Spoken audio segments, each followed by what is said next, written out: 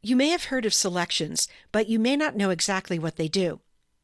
A selection is a way to isolate part of an image so you can make adjustments to that part or work on only that area.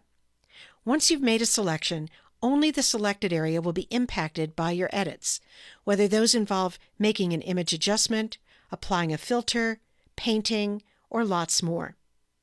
In this video, we'll cover some basics about working with selections. You can follow along with this image from the practice files for this tutorial. Let's jump right in and make a selection. We're not focusing on selection tools in this video, so let's just use the first selection tool in the Tools panel, which is the Rectangular Marquee tool. This tool is used to make rectangular and square-shaped selections. Click on that tool, and then move into the image and start at the upper left corner of this building, and click and drag out a rectangular selection of part of the building, and include the parking lot below too.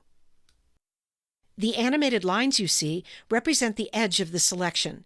They're sometimes called marching ants.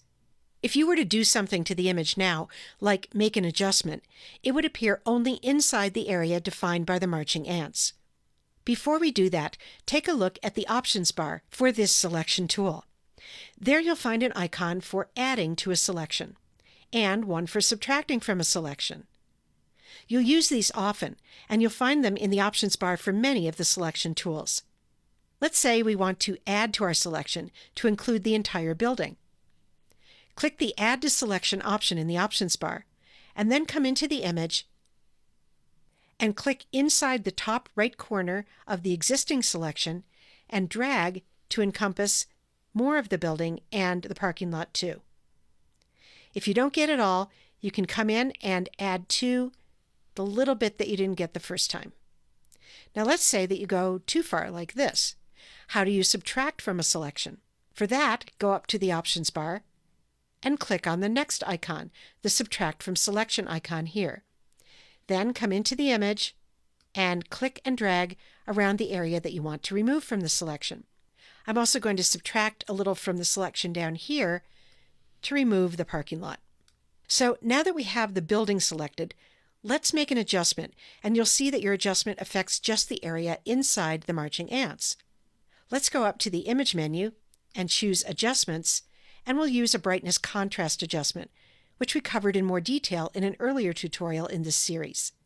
In the Brightness Contrast dialog box, drag the brightness slider way over to the left to darken the building, and drag the contrast slider to the right to increase contrast. And click OK. As you can see, that change is affecting only the area inside the marching ants. Let's say you wanted to make a different brightness contrast adjustment to affect everything except the building. In that case, you wouldn't have to start again creating a new selection. Instead, you can invert this selection to select everything except the building. To do that, go up to the Select menu and choose Inverse. With this selection active, let's go to the Image menu and choose Adjustments, Brightness Contrast, and this time let's increase the brightness. And click OK.